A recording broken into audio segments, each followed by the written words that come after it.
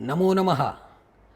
MOOCs इति परियोजनान्तर्गत प्रचाल्यमानायाम् अस्यां कक्षायां भवतां समेषां स्वागतं सुस्वागतम्। कारक प्रबोध की इस कक्षा में हम प्रथमा से चतुर्थी विभक्ति पर्यंत कारकों का ज्ञान प्राप्त करेंगे। यहाँ पर सर्वप्रथम कारकों के महत्व और लक्षण को जानना आवश्यक है, किंतु इससे पूर्व यह जानना भी आवश्यक है कि संस्कृत भाषा के व्यावहारिक ज्ञान की दृष्टि से भी और शास्त्रीय ज्ञान की दृष्टि से भी कारक का अत्यंत महत्वपूर्ण स्थान व्याकरण के प्रमेयों में है। कारक का सामान्य लक्षण है क्रियाजनकत्वम कारकत्वम, अर्थात क्रिया को उत्पन्न करना यह कारक का एक लक्षण है। कारक क्रिया को कैसे उत्पन्न करता है यह देखने के लिए हम एक उदाहरण से इस विषय को समझ सकते हैं। जैसे रामो रावणम बाणेन लंकायाम हतवान, इस वाक्य में हनन की क्रिया को उत्पन्न करने में राम कर्ता के रूप में, रावण कर्ण के रूप में, बाण कर्ण के रूप में, लंका अधिकरण के रूप में सहायक है, इसलिए इन सब की कारक संज्ञा हुई। किंतु यदि हम कहें दशरथस्य पुत्र हतवान, तो यहाँ पुत्र हनन की क्रिया में कर्तृत्वेन सहायक है, किंतु दशरथ उस क्रिया के उत्पन्न होने में साक्षात सहायक न होने से उसकी वह संबंध है, वह कारक नहीं है। इसके बाद हम प्रथमार्थ निरूपण की चर्चा करेंगे। प्रथमा विभक्ति का क्या अर्थ है? प्रथमा के अर्थ के निरूपण के विषय में आचार्य ने दो सूत्रों का पाठ किया है। पहला सूत्र है प्रातिपदिकार्थ लिंग परिमाण वचन मात्रे प्रथमा, और दूसरा है संबोधने च। प्रथम सूत्र प्रातिपदिकार्थ इत्यादि सूत्र की हम चर्चा पहले करेंगे। प्रातिपदिक शब्द का अर्थ है नियतोपस्थिति का प्रातिपदिका अर्थ, ऐसे आचार्य ने चर्चा की है। किंतु यह नियतोपस्थिति क्या है, तो इसको समझने के लिए यस्मिन् उच्चारिते यस्य पदस्य यस्य अर्थस्य नियमेन भानं भवति सब प्रातिपदिकार्थ, यानी जिस पद के श्रवण से जिस अर्थ का नियत रूप से भान होता है उसी को हम प्रातिपदिकार्थ कहते हैं। इसी प्रकार से सिंहो माणवकः इत्यादि वाक्यों में यद्यपि सिंह शब्द माणव किसी भिन्न अर्थ में है, किंतु प्रथमतः वह जिस अर्थ को प्रस्तुत करता है वह पशु वाला जो अर्थ है वही प्रातिपदिक का मुख्य अर्थ है। उसके बाद लक्षणा से हम अर्थ करने का प्रयत्न करते हैं, इसलिए प्रातिपदिकार्थ तो वही है जो उसका मुख्य अर्थ है। इसमें आचार्य ने कहा है, दीक्षित जी ने, अलिंगाः नियतलिंगाश्च प्रातिपदिक मात्रस्योदाहरणम, यानी जिनके लिंग नहीं होते हैं जैसे उच्चैहि नीचैहि आदि वो, और जिसके लिंग नियत होते हैं जैसे कृष्णः यानी पुंस्त्व विशिष्टः वासुदेवः, श्रीः यानी स्त्रीत्व विशिष्टा श्रीः, स्त्रीत्व विशिष्टा लक्ष्मीः, ज्ञानम नपुंसकत्व विशिष्टः अंतर्बोधः, इन सब में लिंग समाहित है, किंतु फिर भी ये प्रातिपदिकार्थ के ही उदाहरण बनेंगे। तो फिर लिंग के उदाहरण क्या बनेंगे, इस विषय में कहा है कि अनियत लिंगास्तु लिंग मात्राधिक्यस्य उदाहरणम, यानी जिनके लिंग तो हैं किंतु वो नियत नहीं है, जैसे तटः तटी तटम, तीनों लिंगों की व्यवस्था होने के कारण हम किस लिंग का प्रयोग करना चाहते हैं, ऐसे स्थलों पर लिंग मात्र की अधिकता में हम प्रथमा विभक्ति का प्रयोग करते हैं। परिमाण, सामान्य परिमाण हम जानते हैं मापने की इकाई होती है, तो द्रोणो व्रीहि, इस प्रसंग में द्रोण जो है वो व्रीहि को मापने की इकाई है। तो द्रोण में द्रोण विशेष परिमाण है, उसमें आने वाले जो सु है वो सामान्य परिमाण है।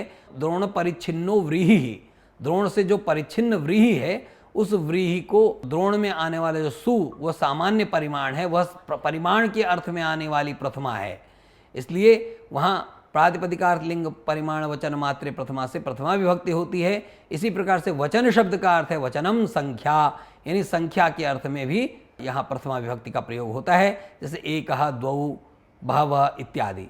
इन सब में यद्यपि एकत्व अर्थ का भान हो जाता है स्वतः, किंतु अपदम न प्रयुंजीत, इसलिए हमको किसी न किसी विभक्ति का तो विधान करना ही है। इसलिए प्रमुख रूप से जो प्रथम उपस्थित विभक्ति है वह प्रथमा है, इसलिए प्रातिपदिकार्थ लिंग परिमाण वचन मात्रे प्रथमा, इस सूत्र से यहाँ पर प्रथमा का हम विधान करते हैं।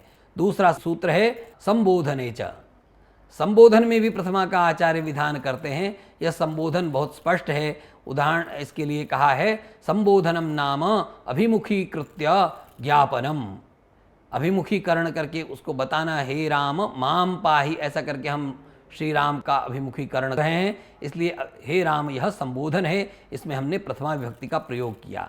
अब हम द्वितीय विभक्ति का प्रयोग का विधान करना चाहते हैं, इसलिए द्वितीयार्थ निरूपण की दृष्टि से हम कुछ सूत्रों का ज्ञान करेंगे। तो इस प्रसंग में सर्वप्रथम कारके ये अधिकार सूत्र आता है, क्योंकि यहाँ पर द्वितीय विभक्ति जिन अर्थों में आती है वह उसमें कारक, अब किस कारक में द्वितीय विभक्ति का प्रयोग होना है, आगे कारके का अधिकार है, इसलिए जिन जिन अर्थों में द्वितीय विभक्ति का प्रयोग होना है या अन्य विभक्तियों के प्रयोग के संबंध में ये बात हमको ध्यान रखनी चाहिए कि विभक्तियों का विधान साक्षात भी हुआ है, कारकत्वेन भी हुआ है, उपपद रूप में भी हुआ है, किंतु कारक की बहुलता के कारण से प्राधान्येन व्यपदेशः भवन्ति, इस न्याय से हम इसको कारक प्रकरण कहते हैं। तो कारके इस पद को हम प्रथमांतत्वेन उसको विपरिणाम कर देंगे और फिर कारकम ऐसा प्रयोग हम करेंगे। इसलिए यहाँ पर हमको ये ध्यान रखना है कि कर्मणि द्वितीया, यानी कर्म में द्वितीय विभक्ति का विधान होता है। अब कर्मणि द्वितीय कर्म क्या होता है, तो इसके लिए हमारे लिए महत्वपूर्ण सूत्र है कर्तुरीप्सित तमम कर्म।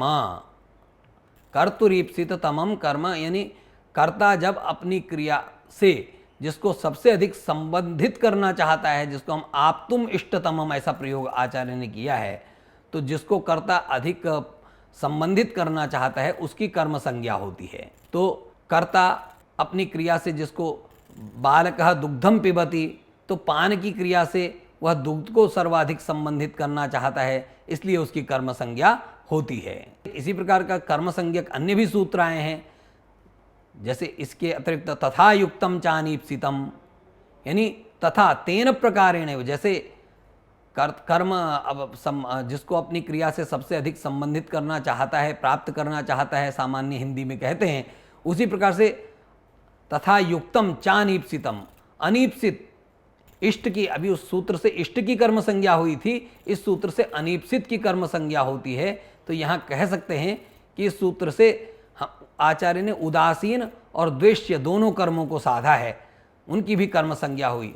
उदासीन कर्म यानी ग्रामम गच्छन तृणम स्पृशति, तो ग्रामम गच्छन में ग्राम तो सामान्य कर्म है, किंतु तृणम स्पृशति में तृण का स्पर्श के प्रति जो मनुष्य है वह उदासीन है, इसलिए तृण जो है उदासीन कर्म है। इसी प्रकार से ओदनम भुंजानो विषम भुंगते इत्यादि स्थलों में विष द्वेष्य कर्म है, उसकी कर्म संज्ञा हो जाती है।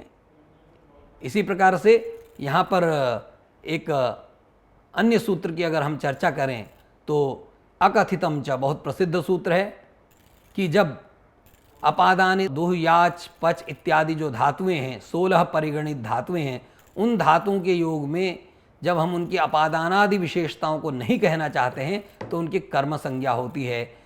ये कर्म संज्ञा दुह याच पच दंड इत्यादि जो कारिका है उसमें 16 धातुओं का परिगणन किया गया है।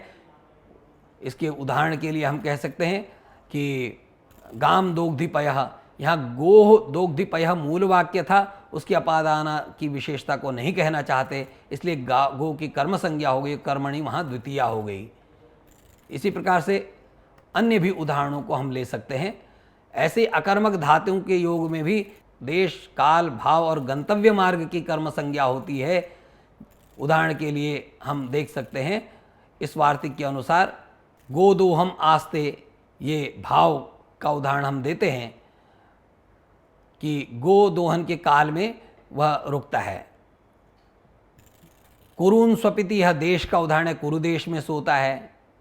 गोदोहम आस्ते हमने काल का उदाहरण दिया। गंतव्य मार्ग का उदाहरण क्रोशम आस्ते है, यानी कोस के लिए कोस तक वो रहता है। इस प्रकार के उदाहरणों को हम समझ सकते हैं।